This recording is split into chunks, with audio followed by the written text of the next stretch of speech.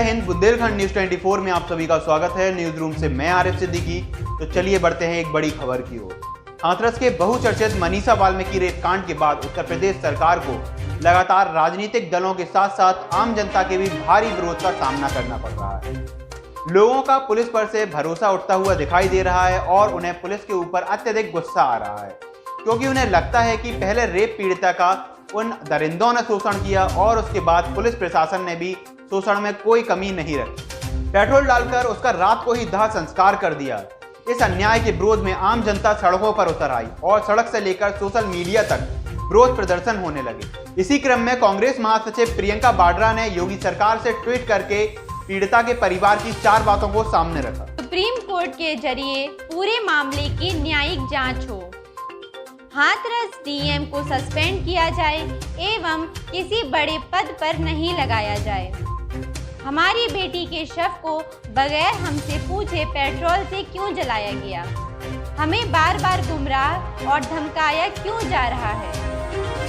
जय हिंद। आज हमारे साथ मौजूद हैं दुष्यंत यादव जी। तो दुष्यंत यादव जी से हम लोग बात करेंगे हाथरस में हुए उस कांड के बारे में। तो दुष्यंत जी, आपसे हमारा सवाल यह है कि पीड़िता के घर वालों ने जिस न्यायिक जांच की मांग रखी है उस पर आप क्या कहना चाहेंगे?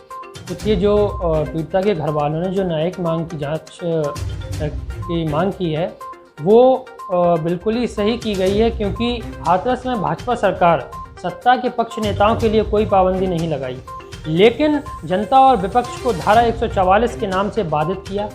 हाथरस की मृतका के परिजनों, हाथरस में पहुंचे समाजवादी साथियों को शासन के मूक आदेश पर प्रशासन ने दौड़ा दौड़ा कर मारा। अब जनता भी ऐसे ही इन सत्ताधारियों को दौड़ा दौड़ा कर इंसाफ की चौखट तक खींच लेके जाएगी। और जैसा कि हम सुन रहे हैं, पीड़िता के घर वालों का कहना है कि उनके घर वालों को बार बार गुमराह किया जा रहा है, धमकाया जा रहा है। आखिर ऐसा क्यों हो रहा है? क्या सत्ता कमजोर पड़ रही है लोगों की सुरक्षा करने में? देखिए, आज देश में हम परिवार वालों को अपनी बहन बेटियों की रक्षा के लिए एक साथ आना होगा, तभी सत्ता की अहंकारी नींद टूटेगी। बलात्कार के हर मामले में, चाहे वो हाथरस हो, बलरामपुर हो, हर सरकार को धर्म, जाति, वर्ग, बोध व प्रभाव की पक्षपाती राजनीति छोड़ महिला सुरक्षा का संकल्प लेना चाहिए।